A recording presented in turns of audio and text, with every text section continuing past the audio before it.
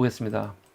두 번째 이슈는 지금 사실은 의료 대란 문제가 굉장히 심각하죠. 그런데 사실은 이런 김건희 문제, 명태균 문제 그런 거에 다 묻혀가지고 제대로 또 안 나오고 있잖아요. 근데 이 와중에 또 뺑뺑이 응급실 뺑뺑이로 또 안타까운 그 사망 사건이 있었죠. 경향신문이 지난 17일 날 보도한 내용입니다.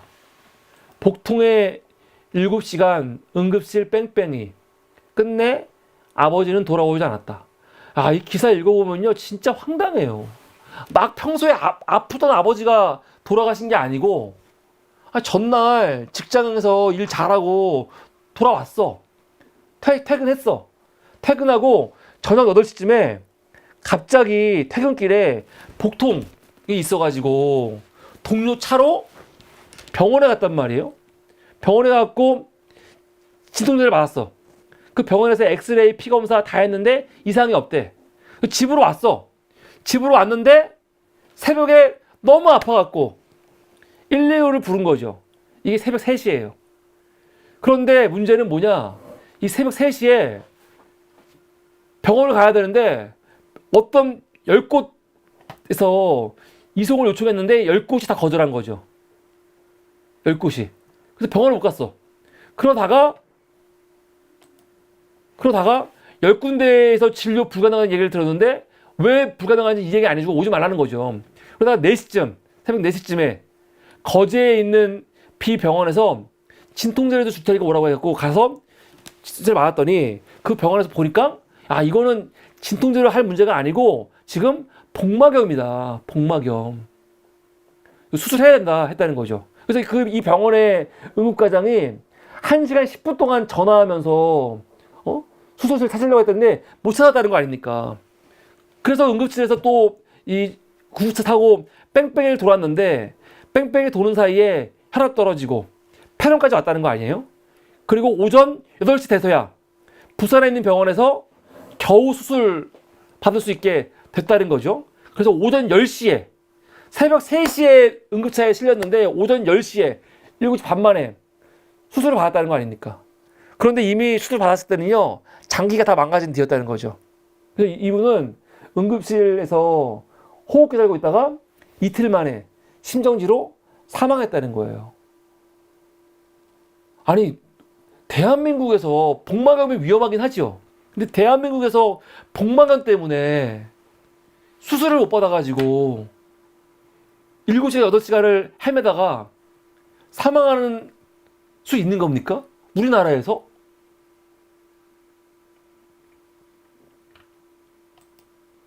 이거는 그 따님이 아버지가 지금 계속 뺑뺑이 도니까 너무 다급해갖고 이제 카톡에 그 지인들한테 글을 쓴 거예요. 아빠가 앰뷸런스에서 응급실 찾고 계시는데 혹시 도움 주실 분 계실까요? 너무 간절해서 이거 올립니다. 친구들한테도 애들아 혹시 당연히 자겠지만 오후 4시인데 아빠가 앰뷸런스 타고 지금 병원 잡고 계시는데 의료 쪽 아는 사람 없냐 이렇게. 이때만 하더라도 설마 이 가족들이 우리 아버지가 전날까지 멀쩡했던 아버지가 돌아갔을 거라고 누가 생각했겠어요? 진짜 황당한 일이죠. 근데 이게 여러분 그냥 누군가 참 안 됐다 그렇게 끝날 문제가 아닌 게 이게 당장 우리들한테 닥칠 수 있는 문제예요. 우리 집에 있는 내 아버지, 내 어머니, 내 딸, 내 아들 혹은 나 누구나 지금 이런 상황을 겪을 수 있다니까요. 이게 보통 문제가 아니에요. 지금 우리가 그냥 많이 아프지 않으면 병원에 안 가면은 지금 어떤 문제인지 모르지만 집에서 정말 이렇게 응급 환자가 나왔을 때 지금 얼마나 대한민국 의료가 지금 낭떠러지까지 떨어져 있는지 이걸 알 수가 있다니까요. 이게 보통 문제입니까? 근데 왜 이게 된 거냐? 왜 이렇게? 이거는 그냥 우연이 아니죠. 지금 이 정부 새끼들은요, 응급실 뺑뺑이 문제는 옛날부터 있었다. 그따위 개소리 하고 있는데, 뺑뺑이 문제 있었죠. 근데 이러진 않았어요. 지금 대한민국 의료가 이렇게 붕괴된 거는요, 망가진 거는 이건 정말 철저하게 윤석열 그 개새끼 한 명 때문에 그런 거예요. 이건 분명한 거죠. 아, 씨발, 욕을 안 할 수가 있나, 진짜. 오늘 동아일보가 굉장히 좋은 기사가 나왔고요. 그 기사를 근거로 해서 사설이 하나 나왔어요. 동아일보. 뭐라고, 어떤 사설이냐? 의대 증언과 관련해가지고 네덜란드, 일본은 어떻게 하고 있는지 그거에 대한 분석 기사가 나왔거든요. 그 내용 가지고 사설이 오늘 나와서 오늘 50개의 변수로 의사 추계, 17년간 점진적 증언, 갈등 없는 이유. 어떤 내용이냐? 네덜란드에는 의료 인력 수급 추계 기구가 있대요. 일본에는요, 후생노동성 산하에 의사 수급 분과회가 있대. 그런데 이게 다 정부로부터 지원은 받지만, 예산 지원을 받지만, 뭐라고 하냐? 정부의 개입이 없는 독립적으로 운영되는 기구라는 거죠. 근데 이 두 기구가 어떤 기구냐면 의대 증언 관련된 기구예요. 그거를 면밀하게 살펴서 의대 증언을 요번에 얼마큼 늘려야 되는지 그런 것들을 분석하고 내놓는 기구인데 정부가 예산은 주지만 일체 개입하지 않는다는 거죠. 우선 네덜란드 ACMMP 같은 경우는 의사 2명을 포함해서 노동, 교육, 데이터 전문가 15명으로 구성되어 있대요. 이 사람들이 지역 전문가 100명과 협업해 3년마다 적정 의료 인력을 추계한다는 거죠. ACMMP는 오래 계획하고 자주 추계한다는 원칙을 지키면서 정부와 의료계는 그 결과를 존중한다는 거예요. 일본은요. 일본도 투명한 논의와 점진적 증언을 통해 한국과 같은 사회적 갈등을 지금 피하고 있다는 거죠.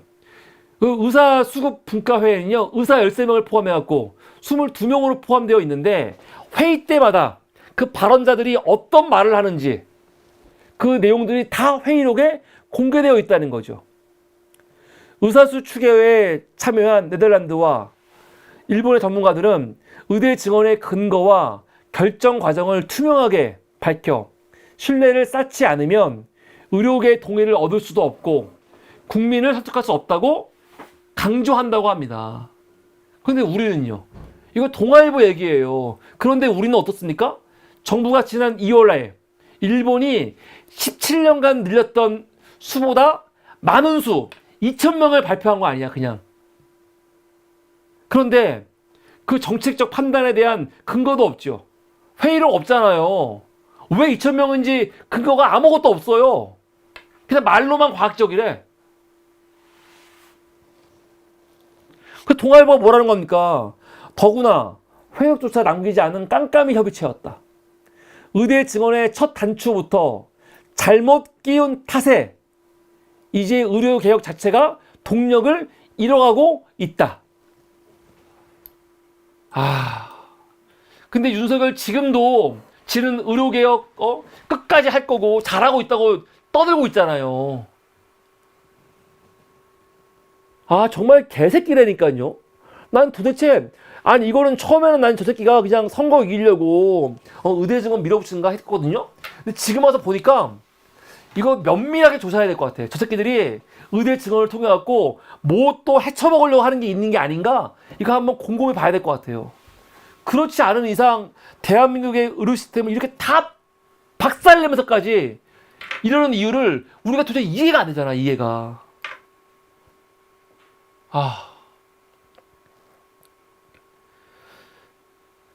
지금 전문가들이 하는 얘기 들어보면은 이제 한국 의료는 끝났죠. 끝났다는 게 뭐 영원히 끝난 건 아니겠지만 이미 한국 의료는요 파괴됐어요. 이미 쇠퇴했고 이거 다시 원상태 돌리려면요 이거는 상당히 오랜 시간이 걸릴 겁니다. 어떻게 이럴 수가 있을까? 정말 생각할수록 끔찍해요. 정말 그게 차라리 이명박 같이 대통령 돼갖고 뭘 헤쳐먹던가 그냥 근데 해쳐먹은 정도가 아니고 대한민국의 근간을 막 흔들고 다 부셔버리잖아. 아니 어떻게 의료 시스템을 이렇게 다 부셔버리죠? 아 정말 끔찍하죠. 끔찍해. 이거 어떻게 해야 돼요? 아 이거 하나 만들어도 윤석열은 탄핵을 당해야 되는 거 아니야 당연히? 어? 아 대한민국의 의료 시스템을 이렇게 붕괴시켜 버렸는데 이거만으로도 끌어내려야 되는 거 아닙니까 진짜? 아 보통 문제가 아닙니다 진짜. 아 제가 말씀드렸죠. 저희 집안도 피해자라니까요 지금. 저희 지금 큰 누나도 당장 난소에 뭐가 생겨가지고 병원에 가서 수술을 해야 되는데 수술은커녕 지금 의사를 만나지도 못하고 있어요 지금. 11월 중순에 오래. 그럼 11월 중순에 가갖고 의사 만난 다음에 수술 날짜를 언제 잡아 도대체. 당장 이거 빨리 수술해 하라는데. 아 근데 이렇게 할 때 병 간호사가 하는 말이 그거예요. 지금 의료실 문제 아시죠? 원래부터 그런 게 아니고 원래 그렇지 않은데 지금 이 난리통 때문에 벌어진 일이라고 간호사가 얘기해 줬어요. 지금 선생님 만나는 것도 어렵고 수술은 더 어려워요. 아예 병원에서 얘기를 하더라고. 건대병원에서. 그래서 가족 중에 응급 환자라든가 수술 환자라든가 아주 아픈 사람 생기면요 아마 모든 사람이 다 피부로 느낄 거예요. 근데 지금은 뭐 자기들이 특별히 아픈 사람이 없으니까 아유 의료 시스템이 붕괴됐어 잘 모르겠는데 동네 병원은 문제가 없어요. 그냥 동네 우리 그냥 병원 가서 그냥 뭐 약 타고 치료받는 거는 문제가 전혀 없어요. 그런데 상급병원 갔을 때 그때 문제가 생기는 거야. 수술해야 될 때.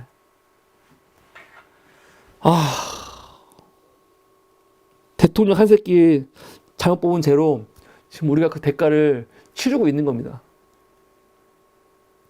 그러니까 민주주의라는 게 난 진짜 윤석열 정부를 경험하면서 민주주의에 대한 이 회의가 느껴진다니까요. 진짜.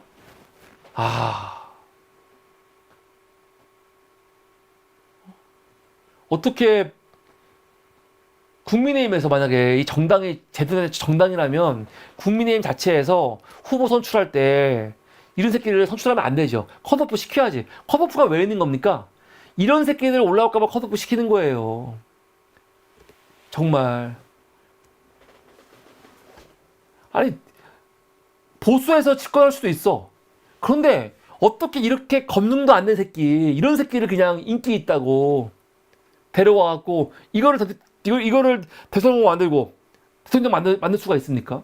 국민들이 투표하기를 떠나가지고 그 전에 국힘당에서 이런 새끼를 후보로 뽑으면 안 되는 거였지. 이런 새끼 컷오프 시키라고 컷오프가 있는 건데.